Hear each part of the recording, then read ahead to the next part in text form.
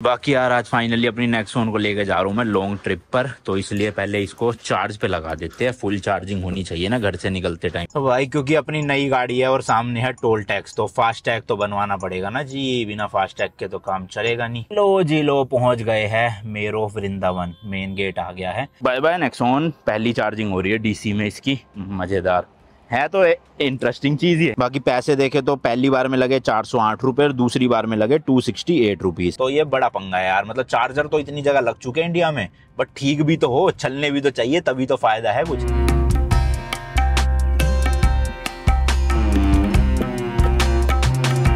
11 बज गया, अब जाके नींद खुली है। रात को लेट हो गया था ना, वो पैनल आए हुए थे। देखता हूँ भाई, उन्होंने तो कहा था कल ही चढ़ा देंगे, पहले कह रहे थे पार्किंग में रख देते। मैंने कहा पार्किंग में नहीं, तुम्हारा भरोसा नहीं है, तुम कहोगे पार्किंग में रख देंगे, सुबह उठा लेंगे, फिर तुम 4-5 दिन आते नहीं हो, तो बेटर है पीछे ही रखो ताकि मेरी गाड़ी की पार्किंग ना वेस्ट हो। तो अच्छा मैंने पीछे रखवा लिया। अब देखता हूँ, जितना बोल रहे थे ना कि कल सुबह ही चढ़ा देंगे, चढ़े है या नहीं चढ़े वो पता चलेगा अभी चल के। ब्रश व्रश करते हैं फिर आपको देता हूँ अपडेट। घर का भी थोड़ा और काम क्या रह रहा है। ये देखो भाई, अभी तो यहीं पे ही पड़े। अच्छा नहीं, थोड़े बहुत चढ़ा दिए इन्होंने शायद, 1 2 3 4 5 6 रह गए, बाकी 15 तो चढ़ा दिए मतलब इन्होंने। तो चढ़ाए कहाँ से, यहीं से बांधी होगी रस्सी वस्सी। हाँ वो देखो निशान पड़े है ना रस्सी के, यहीं से चढ़ाई है। तो भाई ये देखो इन्होंने यहाँ पे तो लगा दिए पैनल, जो 4 पैनल लगने थे ये, और ऊपर भी आई गैस लग गए हैं सारे जितने थे 11। बस ये वाला स्ट्रक्चर रेडी हो रहा है, यहाँ पर और आएंगे 6 पैनल, तो पूरे हो जाएंगे 21। चलो काम तो खींच दिया इन्होंने, अब पता नहीं कहाँ गायब है। छत पे ही सारा सामान छोड़ रखा है, देखना ये पूरी वायरिंग वायरिंग सब कुछ। कुछ तो ये सामान आ गया शायद, एमसीबी वगैरह है, ये पता नहीं क्या चीज है, बट इन्वर्टर नहीं आया हेवल्स का जो इसके सिस्टम पे लगेगा ना पूरा ये। और ये हमने सोलर सिस्टम ना डायरेक्ट वाला लगवाया है, यानी बैकअप वाला नहीं है, क्योंकि बैकअप के इन्वर्टर हमारे पास ऑलरेडी अलग से होंगे वो, तो इसलिए ये डायरेक्ट पावर बनाएगा और ग्रिड पे भेजेगा, मतलब नेट मीटर पे भेजेगा। बट मस्त लग रहे हैं भाई पैनल्स, देखो है ना, ये भाई साहब मस्त एकदम। एंड जब यहाँ लग जाएंगे ना तो फिर टंकी को भी छांव मिलती रहेगी, धूप में गर्म नहीं हुआ करेगा इतना पानी। अभी हालांकि जब सारा काम खत्म हो जाएगा, इसके लिए ना एक प्रोटेक्टिव कवर आता है इंसुलेशन वाला, वो सर्दियों में पानी को गर्म रखता है और गर्मियों में पानी को अंदर ठंडा रखता है, तो वो लगवा लेंगे। 4 टंकी है हमारे पास 1500 लीटर की, मतलब 6,000 लीटर पानी हो गया मस्त एकदम। पानी की तो ऐसा प्रॉब्लम होएगी नहीं घर में, और यहाँ पे पानी पीछे से भी कोई दिक्कत नहीं होती, रेगुलर आ जाता है, और कभी नहीं भी आएगा 2-3 दिन तो इतना बैकअप है अपने पास। बाकी पत्थर यहाँ लग चुके थे, यहाँ पे और लगाए जा रहे हैं अभी, ताकि रेलिंग का ऑर्डर दे हम जल्दी जल्दी, और रेलिंग लगे हमारी सारी। एक एक करके काम निपटते जाएंगे ना तो बढ़िया होगा सिस्टम। बाकी यार आज फाइनली अपनी नेक्सॉन को लेकर जा रहा हूँ मैं लॉन्ग ट्रिप पर, तो इसलिए पहले इसको चार्ज पे लगा देते हैं। फुल चार्जिंग होनी चाहिए ना घर से निकलते टाइम, ताकि दिक्कत ना हो। ये पहले खोला, इसको यहाँ से ऑन करा, ये ढक्कन खोल दिया जी, लेट्स गो। अब ये जो गन है चार्जिंग वाली, ये हटानी पड़ेगी पहले, आ जाओ बेटे, चलो जी। इसके बाद ये NFC टैग है, ये यहाँ पे लगाना है 2 सेकंड के लिए। ये येलो हो गई, मतलब गाड़ी जो है वो चार्ज होना स्टार्ट। ये देखो भाई 84% तो हो ही रखी है, अभी रेंज दिखा रहा है 266 की, तो 1-1.25 घंटे में लगभग ये पूरी 100 हो जाएगी। अब ये जो ट्रिप होने वाली है ये ऑलमोस्ट भाई आप लगा लो 600 किलोमीटर की होने वाली है आना जाना। सबसे पहले तो आज मुझे रात को जाना है सोनीपत, वहाँ पे मेरा शूट है, तो वो शूट वूट निपटाएंगे, फिर वहाँ से ट्रिप होएगी अपनी मथुरा वृंदावन की। जी हाँ भाई लोग, पहले कभी मैंने आपको व्लॉग्स में दिखाया भी नहीं मथुरा वृंदावन, इस बार अच्छे से कवर करेंगे जितने भी एरिया है वहाँ के, और साथ ही साथ में अपने इंडिया में चार्जिंग का इंफ्रास्ट्रक्चर कैसा है ईवी गाड़ियों के लिए वो भी पता लगाएंगे, कि रास्ते में फंसता हूँ या फिर ट्रिप कंप्लीट करके सही सलामत आ जा। सही सलामत तो आऊँगा ही खैर, पर चार्जिंग मिलेगी या नहीं मिलेगी हर जगह वो देखना। तो अभी फिलहाल 100% हो जाएगी, उसके बाद ये 260-270 किलोमीटर निकाल देगी बहुत आराम से। तो यहाँ से पहले मुझे सोनीपत जाना है, फिर सोनीपत से लगभग हाफ रास्ता वापस आएगा, तो वो हटा के भी मेरे पास रेंज देखेंगे कितनी बचेगी, क्योंकि फिर आगे 150 किलोमीटर है शायद से मथुरा एक तरफ का, वो देखते हैं। पहले मैं सोनीपत वाला अपना पूरा शूट वूट निपटा लूँ, वहां से फिर शुरू करेंगे ट्रिप का जो भी सीन है, कि कितने किलोमीटर की रेंज बची है और कितने किलोमीटर अपने को कवर करना है। हाईवे पे कैसी परफॉर्मेंस देगी ये एसी के साथ, क्योंकि गर्मियां चल रही है भैया, एसी तो चलाना पड़ेगा ना। अगर एसी ना चलाओ ना तो 320-30 की दे देती है एवरेज ये, पर एसी के साथ भाई 260-270 पे अटक जाती है मेरे हिसाब से। बाकी लेट्स सी, हाईवे पे ड्राइविंग पे डिपेंड करेगा। तो अभी मैं सूटकेस वगैरह पैक करता हूँ, फिर निकलेंगे उसके बाद। काम कब तक दे रहे हो खत्म करके मेरा? जब से आप चाहोगे वहीं तक। मैं शनिवार तक आऊंगा, हो जाएगा शनिवार तक? शनिवार तक नहीं होगा। देख लो, कारपेंटर का ही काम रह रहा है, उनकी वजह से पेंटर भी रुके पड़े। करवा दो, खींच दो बिल्कुल फुल स्पीड। लाओ कपड़े निकाल दो 2-3 दिन के, जरा लॉन्ग ट्रिप पे चले हम। वो तो मैं ले लूंगा रास्ते में अंडरवेयर, तो रात को निकलूंगा बस सूटकेस पैक करूँ दे दो। चलो अभी 6 बजे 1-1.5 घंटा ना गेम खेल लेता हूँ। ट्रिप पे जाने से पहले call of duty modern warfare 3 launch हुई थी ये वाली, और मैं ट्रिप पे चला गया तो खेल नहीं पाया था पूरी। अब कंप्लीट कर रहा हूँ बैठ के, तो 1-1.5 घंटा टाइम मिल रहा है। जब तक मम्मी पूजा कर लेगी फिर कपड़े निकाल देंगी, तब मैं अपना सूटकेस पैक कर लूंगा। एक ये बैग ले जाऊंगा लैपटॉप वाला, और एक ये ले जाऊंगा, इसमें कपड़े वपड़े आ जाएंगे सारे अपने। 2-3 दिन मस्त भैया, काम से दूर, घर के शोर से दूर, और थोड़ा घूम भी लेंगे। हालांकि गर्मी बहुत है, बट ठीक है यार, ब्लॉग तो बनाना ही है। क्यों भाई ब्रूनो पाजी, सही बात है कि नहीं है? चलो जी चलो, 2-2 जोड़े निकाल लिए हैं 2 दिन के लिए, और अभी रात को तो यही पहन के चला जाऊंगा, क्या फर्क पड़ेगा। तो बैग इतना ज्यादा गंदे हो गए ना, देखना मिट्टी से। अबे सफाई लाओ, दो मैं करूँ, अच्छे से साफ करना पड़ेगा गीला करके ना। अब जैसे कि मैंने बताया, इस ट्रिप में 2-3 बार चार्जिंग की जरूरत पड़ेगी। तो कभी कभार क्या होता है, नेटवर्क नहीं आ रहे होते, क्योंकि जितने भी चार्जर होते हैं ना, उनकी ऐप को पहले डाउनलोड करना पड़ता है, फिर ऐप से पेमेंट होती है, तब जाके चार्ज होता है। तो अगर मान लो नेटवर्क नहीं आ रहे उस जगह पे, तो दिक्कत हो जाएगी। इसलिए मैंने ये स्टैटिक का ना कार्ड मंगवा लिया। स्टैटिक के काफी सारे चार्जर है इंडिया में, और इनकी ऐप में ऑलरेडी 1000 रुपए डाल के रख लिए। तो अगर मेरा नेटवर्क नहीं भी आता वहां पे जाके, तो मुझे सिर्फ ये कार्ड को टैप करना है उस मशीन पे, और चार्जिंग होना शुरू हो जाएगी। तो सही है। चलो स्टैटिक का है, टाटा का भी है अपने पास कार्ड, टाटा वालों ने दिया था, तो दोनों का ही है। वैसे स्टैटिक के चार्जर मैंने देख लिए, वृंदावन से जस्ट 50 किलोमीटर पहले ही आएगा गुलशन ढाबा, वहां पे भी है एक चार्जर, और उसके सामने कोई होटल है रॉयल किंग करके, वहां भी है।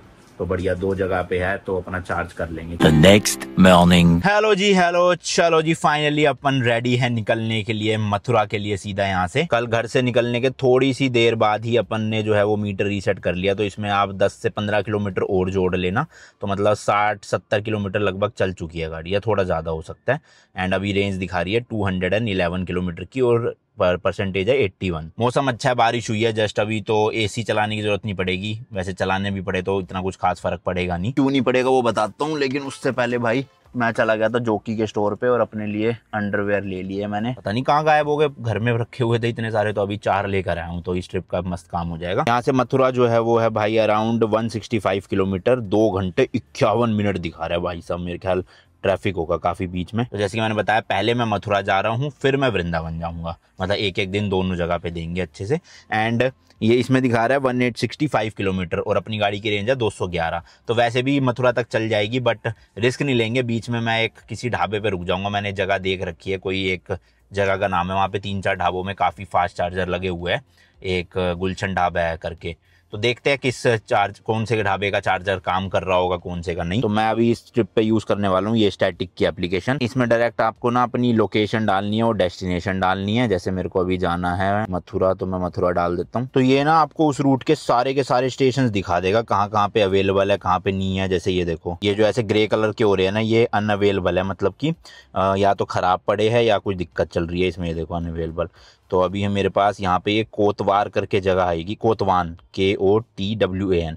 यहाँ पे ये ग्लीडा का चार्जर दिखा रहा है, ये ग्लीडा होटल रॉयल किंग, इसका कह रहे हैं बहुत तगड़ा चार्जर है, शायद 60 किलोवाट का है, तो बढ़िया हो जाएगा। और इसी के आसपास अपना गुलशन ढाबा है एक, वहाँ भी है चार्जर। तो देखते हैं, मिल जाएंगे अपने को 3-4 जगह पे। ये सब तो हटाए हुए हैं। तो चलो खींचते हैं भाई यहाँ से सीधा कोतवान तक, देखते हैं कितना किलोमीटर है। तो यहाँ से है जी 103 किलोमीटर, 2 घंटे 24 मिनट दिखा रहा है। दोपहर के 2:15 बजे पहुंच जाऊंगा। चलो 103 किलोमीटर तो बहुत आराम से चल जाएगी, चाहे मैं भगाऊं चाहे AC चलाऊं, कुछ भी करूँ, पहुंच जाएगी। वहाँ पे फिर 1 घंटा अपना लंच कर लूंगा, मैं 2:30-3 बजे पहुंचूंगा, क्योंकि तो लंच कर दूंगा जब तक 1 घंटा। अपनी गाड़ी भी ऑलमोस्ट 80-90% हो रखी होगी। तो ये फायदा है भैया, अगर आप EV गाड़ी में प्रॉपर प्लान करके निकलोगे ना, तो ट्रिप हो जाएगी। बाकी होगी या नहीं होगी, वैसे खैर वो तो आपको पता चलेगा इस व्लॉग में और अगले आने वाले 2 व्लॉग में, कि लॉन्ग ट्रिप्स की जा सकती है या नहीं की जा सकती। टोटल आना जाना कुल मिला के 500-600 किलोमीटर बनेगा।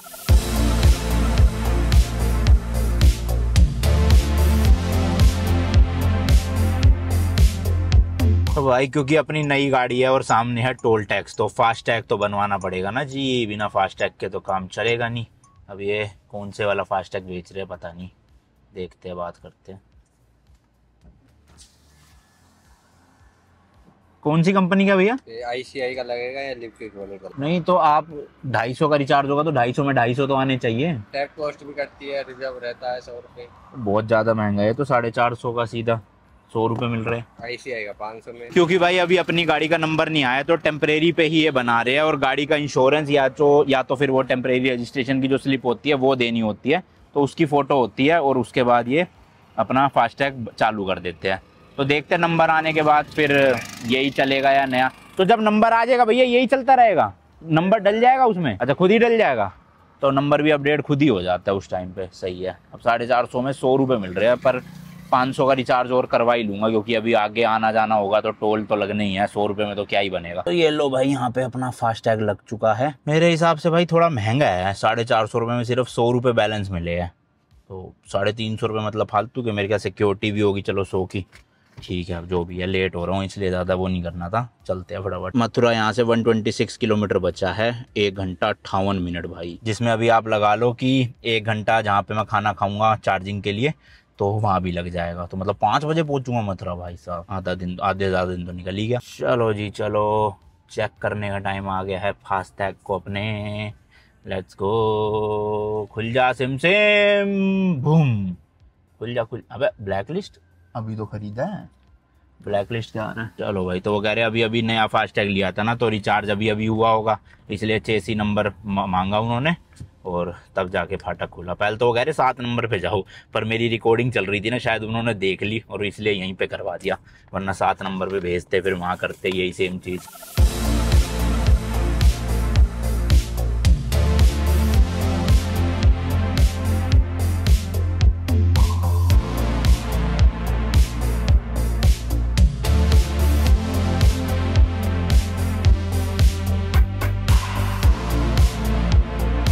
चलो भाई, कोतवान पहुंच गए हैं, जो मैंने आपको बताया था। बट अभी मैंने चार्जर चेक करे तो जो गुलशन ढाबा वाला चार्जर है वो अनअवेलेबल हो गया, पता नहीं वहाँ क्या दिक्कत आ गई है।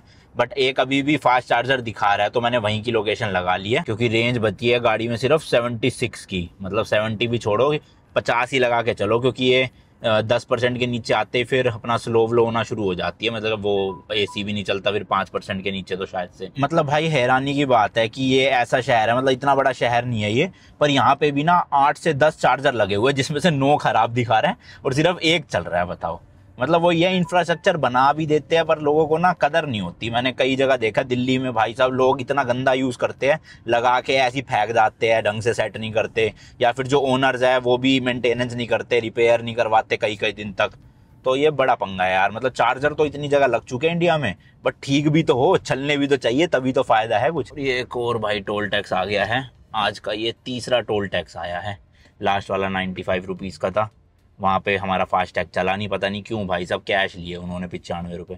होपफुली अब यहाँ चल जाए। यहाँ भी वही दिक्कत आएगी मुझे लग रहा है, रिचार्ज उठा नहीं रहा। वो खुल गया यार यहाँ तो, ओ भाई साहब यहाँ तो पहली बारी में हो गया। मतलब कि भाई उस पिछले टोल वाले ने हमें बेवकूफ़ बनाया है ना, उसने उसका वो कैमरा चल नहीं रहा होगा मशीन से, उसने करा नहीं, कह रहा कैश दे दो। अब काफ़ी देर लग रही थी, पीछे वाले हॉर्न बजाए जा रहे थे, मैंने कहा ठीक है कैश पड़े है, 95 देते हैं। अब पता नहीं 95 ही टोल टैक्स था या वहाँ का 40 रुपये था, क्योंकि कैश में डबल लगता है ना शायद। मैंने उससे पूछा तो था, वो कह रहा 95 ही लगेगा, टैग से भी भरोगे। एंड चार्जर आ गया भाई, 3 किलोमीटर है। इस वाली रोड पे नहीं है, वो सामने वाली रोड पे है दूसरा, तो आगे से यू टर्न मार के आना पड़ेगा और फिर ढूंढना पड़ेगा। अभी स्टैटिक की जो ऐप है ना, उसमें भाई चार्जर की फोटो नहीं आ रही, पर लोकेशन आ रही है, और रिव्यूज़ भी काफ़ी अच्छे हैं।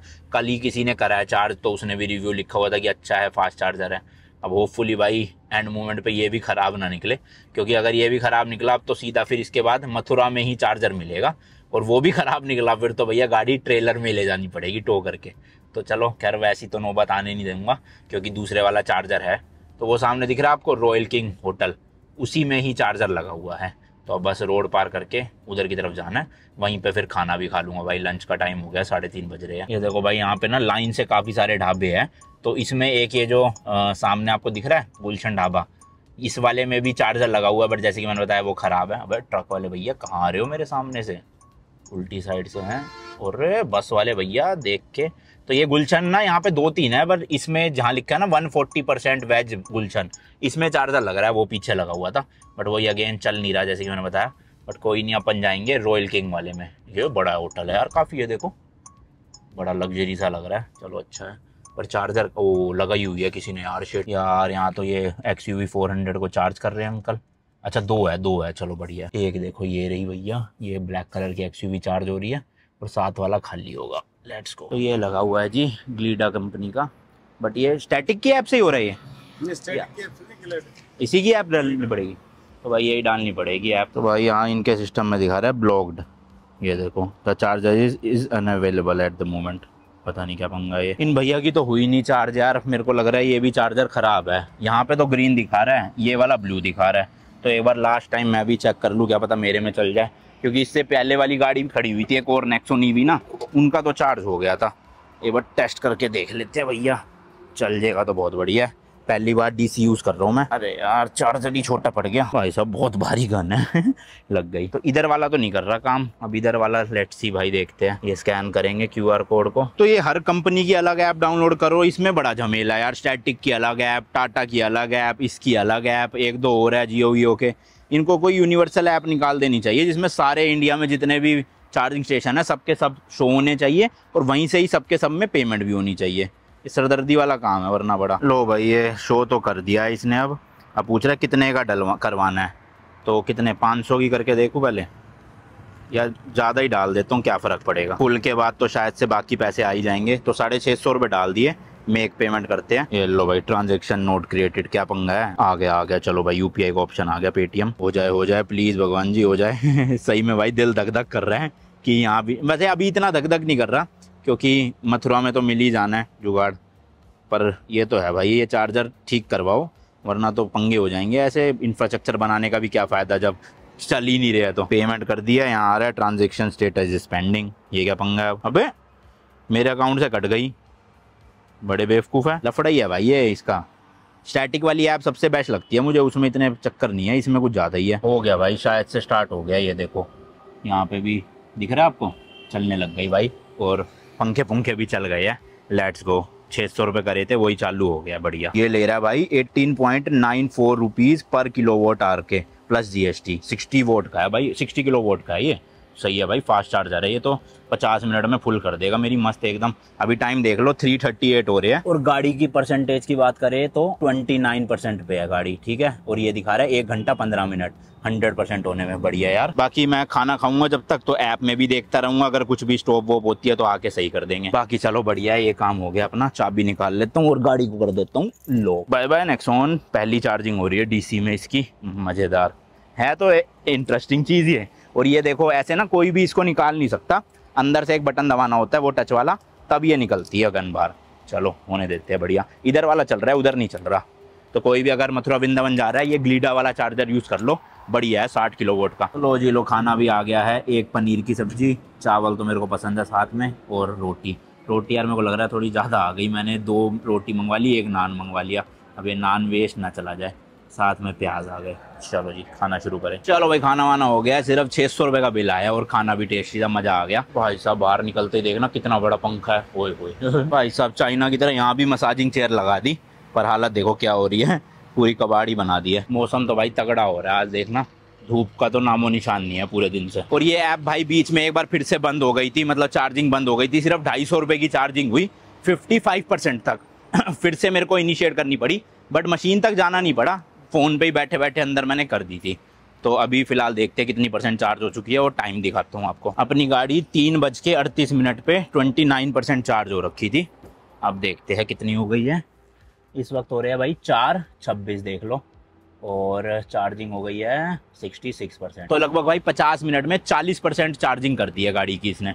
सही है जो कि चलो भाई चलो, फाइनली गाड़ी चार्ज हो चुकी है। 2 सेशन में चार्ज हुई जैसे कि मैंने आपको बताया, तो एक बार दिखा भी देता हूँ। ये जो पहला सेशन था इसमें 18.26 किलोवाट आवर यूज़ हुए, जो कि कहते हैं अराउंड 53 मिनट्स के लिए, और सेकंड वाले में अराउंड 25 मिनट के लिए चार्ज हुई है। 3:37 पे शुरू करी, 4:02 पे ख़त्म हो गई। अब गाड़ी इस वक्त 100% है। 25 + 53 78 मिनट्स लगे, लगभग 1 घंटा 20 मिनट। 1 घंटा 20 मिनट में अपनी 29% से पूरी 100%, 99 भी नहीं 100% चार्ज हो गई है। बाकी पैसे देखे तो पहली बार में लगे 408 रुपये, और दूसरी बार में लगे 268 रुपीज़। 408 + 268, तो टोटल 676 रुपीज़ लगे हैं मेरे, जिसमें चार्ज हुई है कितनी 100 - 29, ये 71% चार्ज हो गई है। बढ़िया यार, सही है, इतना महंगा नहीं पड़ा। जैसे कि मैंने कहा था ये डायरेक्ट निकलेगा नहीं भाई, पहले अंदर से ये वाला बटन दबाना पड़ता है, ये दिख रहा है आपको, इसको क्लिक करा, एक तो दबाने पे कुछ फीडबैक ही नहीं आता, पता ही नहीं चलता भाई कि दबाया भी है नहीं, इसलिए मैं 2-3 बार दबाता हूँ। एंड अब गन निकल गई है। ओ भाई साहब बहुत भारी है सही में। इसको लगा देते हैं यहाँ पे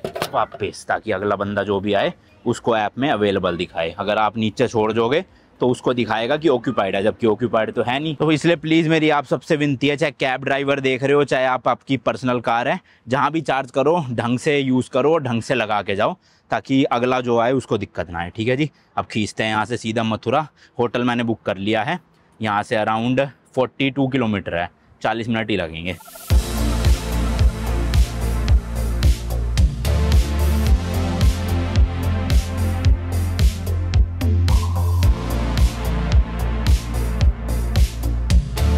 भाई अभी भी 24 किलोमीटर पड़ा है और पता नहीं इतना लंबा गंदे वाला जाम है, 15-20 मिनट तो हो चुके हैं और अभी लग नहीं रहा मुझे उम्मीद की खुला हुआ है। या तो एक्सीडेंट हुआ है कहीं पे या कुछ तो पंगा हुआ है, क्योंकि ऐसे मेन हाईवे पे तो इतना जाम लग नहीं रही हजम वाली बात मुझे। क्या पंगा है देखते हैं थोड़ा आगे चल के। तो भाई एक्सीडेंट हो रखा है तगड़ा यहाँ पे तो काफ़ी, या तो किसी गाड़ी का हुआ है या ट्रक का हुआ है, बट गाय के साथ हुआ है और गाय की भी डेथ हो गई थी, वहीं पर ही थी, इसलिए भीड़ लग रही थी। तो शायद अभी बॉडी साइड में करेंगे।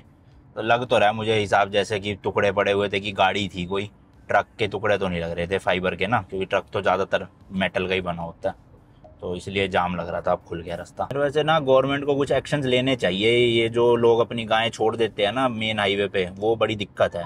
तो अभी जैसे मैं दूसरे कंट्रीज़ में चला के आया हूँ इतने, तो लगभग जहाँ पे भी ऐसे गांव के एरिया आते थे ना, तो वहाँ की गवर्नमेंट ने क्या कर रखा है, दोनों तरफ फेंसिंग कर रखी है हाईवे के। तो मान लो ये जो लेफ्ट में खेत है, यहाँ से कोई गाय आ ही नहीं पाएगी उस फेंस की वजह से, वो अपने खेत में ही रहेंगी। तो या तो जो ओनर है गाय के, उनके ऊपर फाइन वाइन लगाओ कि भैया क्यों गाय को छोड़ते हो तुम हाईवे पे, क्योंकि ऑब्वियसली भाई जब 120 किलोमीटर बंदा 80-90 पे भी जा रहा है, कभी कभी गाय इतनी अचानक से आगे आती है और बंदे से ब्रेक नहीं लगती। और कुछ टाइम तो भैया लोगों की भी गलती होती है कि वो इतनी ओवर स्पीड कर रहे होते हैं, ब्रेक लग ही नहीं सकती। बट स्टिल हाईवे पे गाय का आना थोड़ा सा वो चीज़ है। तो गवर्नमेंट को कुछ एक्शन लेने चाहिए, या तो ओनर पे उनके, या फिर दोनों तरफ फेंसिंग करवाओ ताकि आए ना। गाय तो छोड़ो भाई, लोग टपक जाते हैं बीच में कहीं भी, दिन में भी नहीं रात को भी। मतलब आप आराम से 80-90 की स्पीड में जा रहे हो, अचानक से किसी झाड़ी से बंदा निकलेगा और रोड पार कर रहा है, रोड भी नहीं हाईवे पार कर रहा है। बताओ, ये हाल है इंडिया में। तो इसलिए इतने सारे एक्सीडेंट्स होते हैं, इतनी सारे केसेस होते हैं। तो ये चीज़ें अवॉइड करनी चाहिए। या तो फुट ओवर ब्रिज बनाओ, या फिर प्रॉपर भैया आगे से जाके घूमो। ये हाईवे के बीच से रोड क्रॉस करने का क्या सीन है। और गाड़ी तो 80-90 की स्पीड में आ ही रही होगी, वो अचानक से ब्रेक कहाँ लगती है, और अंधेरे में तो स्पेशली नहीं दिखता जब दूसरी लेन से सामने कोई हाई बीम मार रहा हो। मैंने लगभग भाई 37 कंट्रीज़ में गाड़ी चलाई है, और मेजोरिटी मतलब 36 या 37 कंट्रीज़ में ही ना, कहीं पे भी ना तो हाईवे पे मुझे कोई बंदा नाचता हुआ दिखा ऐसे रोड के आर पार करते हुए, ना कोई जानवर आता हुआ दिखा। हर जगह भाई प्रॉपर फेंसिंग कर रखी है। लोग भी समझदार है कि नहीं यहाँ से हाईवे में क्रॉसिंग नहीं करनी।